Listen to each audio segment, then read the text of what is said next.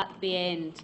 Our earlier speakers highlighted some practical issues with going forward with the use of hydrogen, and it's great to see that some of these projects are starting to investigate and address those. Our next speaker is Paul McCormack from the Belfast Metropolitan College. Paul is currently managing a number of international projects, which include the GenComm project, that's seeking to address the barriers that prevent greater integration of renewables into our energy matrix. Paul is going to speak to us today about this project and about hydrogen use in Northern Ireland. Thank you, Paul. Thank you. Folks, thanks very much today, and thanks to Pau for the invite. The President of the College said earlier, today what we will can be accomplished still.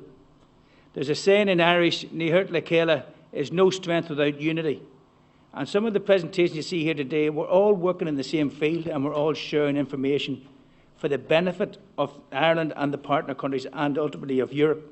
And that's what it's about. It's not about this is a precious, this is ours and that's not yours. And that's one of the things we want to highlight, because in some of the projects that we've worked on, we've used Pau and his excellence to actually benchmark some of the stuff, because he's removed from it but not too far away. So with James and DCU and all of the other partners, it's how we move forward together and how we have that unity.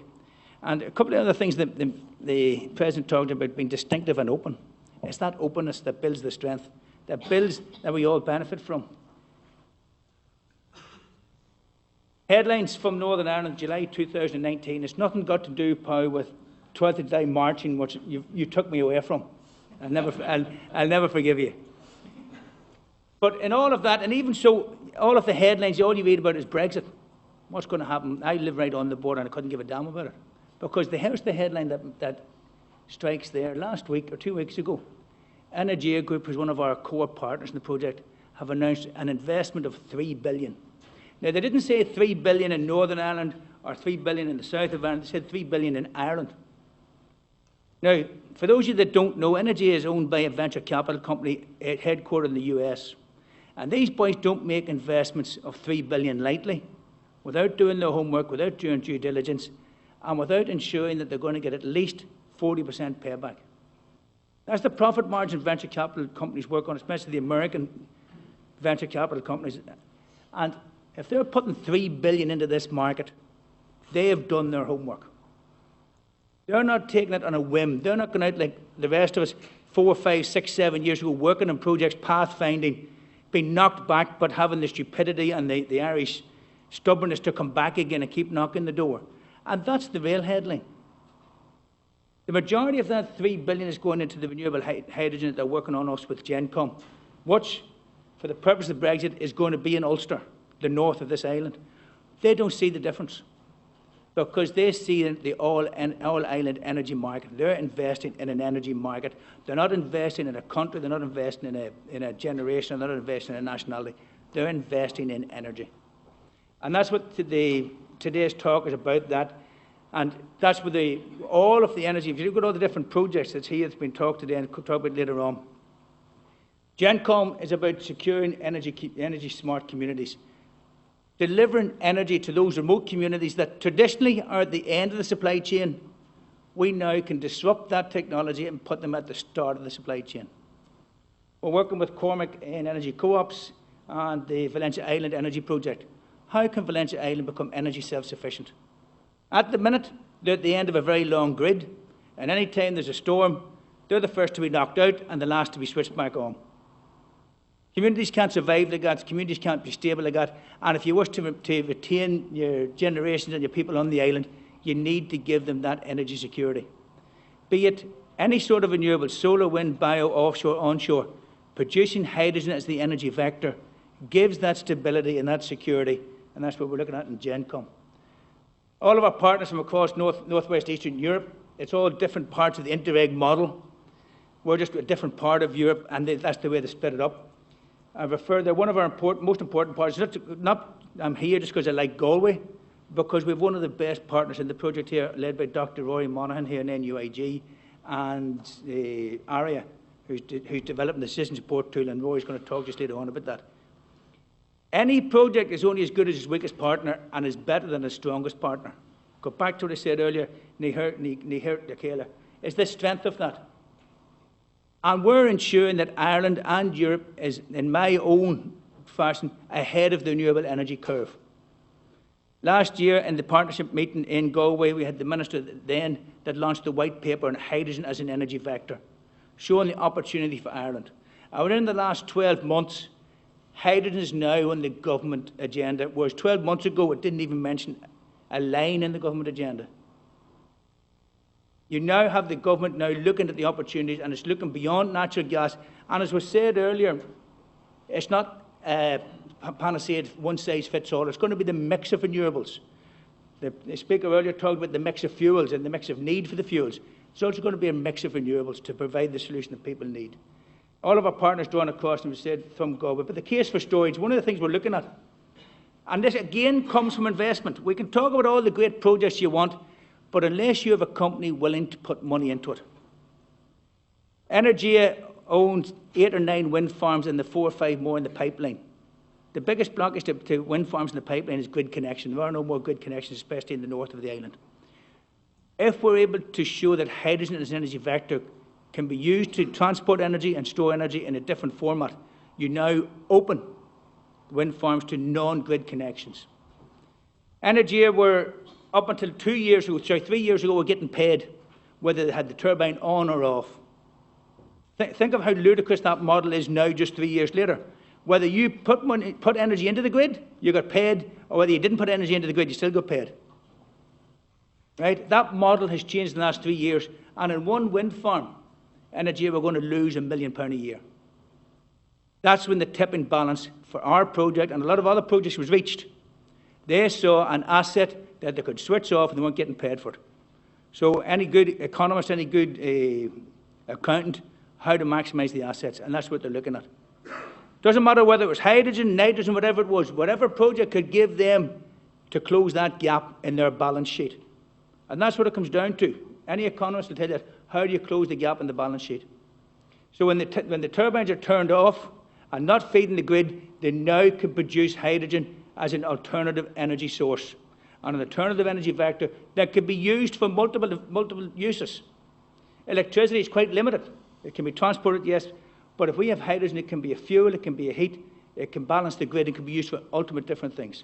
One of our partners, INSA, is looking at how to take hydrogen and bring it further down the value supply chain and use the methanation routes. I've talked about the energy carrier, how we get control of that network. How do you provide control to the remote communities?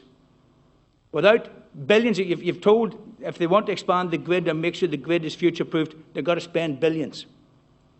But why spend billions in infrastructure that's not going to be required? The definition of insanity is keep doing the same thing over and over again and expect different results. If you keep expanding the grid, you're going to narrow and narrow down a very narrow funnel where you only have one solution. If we look beyond the grid as a disruptive technology, and if you look around the room, we're all disruptors. Years ago, if your teacher had to give you that in the school report, you would have give you a clip around the ear that you've been very disruptive in class. But we're looking at technology now disrupting the energy models, disrupting the commercial model, and providing opportunity. That renewable opportunity provides all of the opportunities, for, as we said, for remote communities, but also helps Europe meet their carbon footprint agreements. It meets the Paris Agreement 2015. It meets the government agreements. It's going to be announced today after the big vote. How can Europe be carbon neutral by 2050? It's going to be small steps. It's not like 50 years ago, one small step for man, one giant step for mankind, when the man stepped on the moon. This is a similar moment. How do we do it in small steps to make sure the energy security that we can meet and the energy carriers we carry forward? Now, this hasn't been without pain. Roy will tell you and Power will tell you we have 2 or 3 other projects that have been knocked back because the people that are marking them, the people that are evaluating them, don't see the opportunity. So whilst I said we're ahead of the curve, but every time we do a bid, you're articulating the argument, you're producing the papers, you're producing the evidence that keeps moving the agenda forward and keeps pushing it forward. The energy challenges, the breakdown of wind and curtailment, and the curtailment there in the UK and Germany. Importantly, we reach curtailment here, whereas the Germans can sell their energy, pay the Austrians to take their energy. It's a different energy market in Europe. So it comes back to what I'm saying earlier, it's not one size fits all. What suits Ireland may not suit the French, the Germans or the Dutch. But importantly, we have an opportunity to be a net exporter of energy. How can the island become carbon neutral and become energy secure? And instead of taking the energy connector from east to west, can we be the energy connector from west to east? Look at the offshore potential we have, look at the onshore potential we have. Look at the energy sources we have. The GenComm value chain is therefore a pictorial issue. The management, the communication at the top, but importantly, the three pilots are down your right-hand side. The bio to hydrogen is in Stornoway by Pure Energy. The sub-route there is the methanation the French are looking at. The next one is the solar to hydrogen in Germany, and the big one is the wind to hydrogen in Ulster. We're looking at three different scales of hydrogen, three different technologies, but also multiple uses. From balancing the grid, producing energy for industry, producing transport, and then also for storage. So we're looking at how we balance that, and Rory then is going to come the back end to finally delivers the decision support tool, how people make smart decisions. The GenComm pilot plants, there's the wind to hydrogen in Ulster. Then we have the German pilot plant, the solar to hydrogen for the transport, and the Scottish plant is the bio to hydrogen. Why is energy storage important? This is Energy's own slide. Why is it important to them? And they can put up all of the different opportunities, how they can be able to balance the grid by using storage, but importantly, the bottom line there is at minimum generation, curtailment could be significant. And they're going to get 40% from renewables by 2020. Behind that slide, it comes down to dollars, pound signs, euro signs, yen, whatever you want to put it. They're making an investment, and that investment we put up at the start is $3 billion. That $3 billion is based on their internal information, what they provide to us as part of the project. Their investors are getting a return on their 40%. That's the work package I3, is the Energia plant. Planning permission has delayed the project by up to 12 months. We finally got planning permission 2 weeks ago. We're now going to move ahead with that. And one of the things the planning permission is putting the electrolyser on site on a current wind farm to match the curtailment. Because again, you're in territory where the planners have no blueprint for. They're moving the first. And we're no different here. The Germans are exactly the same, putting a solar to hydrogen plant for the refueling in Germany. So you've got to bring all of the public authorities with you, and information is key. It's the same as today, sharing the information and communication. It's not the technology that's going to succeed. Communication is going to be the best driver.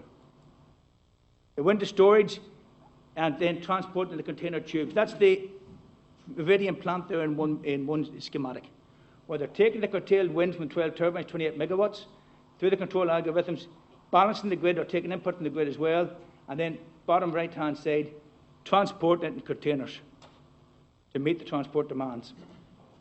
The locations, and there's the balancing grid there. Going backward, no. GenComm deliverables. How do you make sense for any community, but how do you make it happen? How do you balance it? It's making sure that the energy demands and the decision support tool provide the information that you need. What do you need from the right-hand side of that to meet your energy demand if you're a remote community? Current hydrogen, global hydrogen demand, from hydrogen to electricity, coal, oil and gas. Brown hydrogen, blue hydrogen, green hydrogen. When we talk about our hydrogen, we talk about green hydrogen because it's coming from renewables. It has a zero carbon footprint. Therefore, we believe it should command a higher premium than ordinary hydrogen. But that's an argument for another day with the legislators in different countries. But you can see the difference. There's different types, there are different opportunities, different moves. The opportunities there on commercial, that's it in one slide, from space travel the whole way right down to shipping. An opportunity there for using your hydrogen as a vector. And if you look across, the passenger cars may never meet it because the batteries and the electric may meet that. But on the heavier transport and the buses, that's where the opportunity is. That's where we see the opportunity, and that's where Energia see the opportunity, specifically in Belfast. There's an opportunity for them now and have the funding to replace the diesel buses in Belfast. They've done the case study with their hydrogen mobility partners. That's the hydrogen production and the opportunities. And there's the two radius where the buses they could meet demand with supply. So one doesn't outstrip the other. And then you're going to end up with 3 buses in Belfast. Has yet to be announced, but under Jive 2, there's buses now planned for Belfast, built by Wright Bus in Ballymena, to go on 3 pilot journeys or 3 pilot radiuses in Belfast. Wright Bus also have announced last month a partnership so they can now be Tier 1 suppliers. To date, they were never there, but they've built now through partnerships with others. They're now going to be able to be Tier 1. They've announced last week 14 buses to Aberdeen and 20 buses to London. It's their double-decker bus, the commercial bus with the fuel cell hydrogen in it. The partner, the German partners bought the Toyota Mariva, but seeing the Toyotas here, there are other hydrogen cars available. They're good Hyundais, are they, Mark? If you replace 10% of diesel buses, where do you source the hydrogen? There's the opportunity in Europe. So we've taken our model with the partners in France, Germany and Belgium, and now taken the model across. And that's the sources meeting the transport. And that maps all your main centres of transport demand, all your main centres of opportunity. Amsterdam, you're 250 kilometres for 40 buses, Berlin, 200 kilometres for 110 buses. Smart H2 is the next project we're moving on to. We're looking at the hydrogen, we're looking at green hydrogen, looking for other uses beyond mobility, for more mature electricity technologies, hydrogen supply, hydrogen application in different markets. We're working with other companies, including Bosch, how they can use hydrogen to reduce their carbon footprint, specifically in their steel hardening process, which is very carbon CO2 intensive at the minute. How do they replace that? And by working, again, it comes back, if you have a commercial partner that sees a commercial need, they will invest. They'll have done their due diligence, but it helps move the project forward and gets you life in the project. Our project structure is there, again, the decision support to it at the centre of everything, and the package is built around it. In one infographic drawn up by our German partners, that's it, our vision is 2030, sector coupling renewables and transport, and including all of the smart industry, smart storage, smart fuel and smart transport built into that. We can get to there, it's further down the road, but the opportunities are there, and the pathways, importantly, have been mapped out for that. There are all commercial routes there to make sure that stacks up. Mobility initiatives. Currently, there are 200 hydrogen fueling stations globally. 2020, there's 65 in the UK. By 2030, it'll go to 150. Germany's 45 going to 400. France is 15 going to 139. Italy's 20 going to 187. And Scandinavia's 10 going to 50. Those are the current projections. And if you look at the major growth is in the German model there. They're already looking at hydrogen-forward trains and other hydrogen transport opportunities. In conclusion, GenComm is part of a wider North West Europe energy solution. It's a European solution. We're part of the new energy revolution. Ourselves and our partners are helping shape the energy future. Opportunity for hydrogen as an energy carrier has to be explored further. It's not just transport, not just mobility. What else can it do? Diesel buses potentially be replaced by electric and hydrogen buses.